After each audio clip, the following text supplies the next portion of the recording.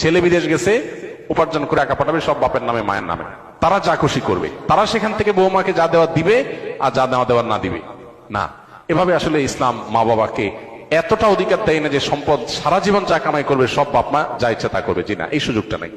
একটা সন্তান যখন প্রাপ্তবয়স্ক হয়, সে যখন উপার্জন করে, তার সকল টাকার পয়সা এনে মায়ের কাছে দিতে হবে, বাবার কাছে দিতে হবে, তারা যা খুশি করবে না, শরীয়ত এটা বলে না। শরীয়ত বলে সম্পদ যে উপার্জন করেছে এর ব্যাপারে অধিকার একমাত্র তার।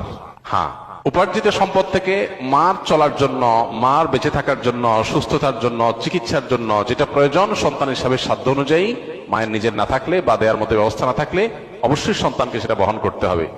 আর স্ত্রীর সর্বাবস্থায় স্বামী হিসাবে স্ত্রীর ভরণ পোষণ এটার ব্যবস্থা করতে হবে।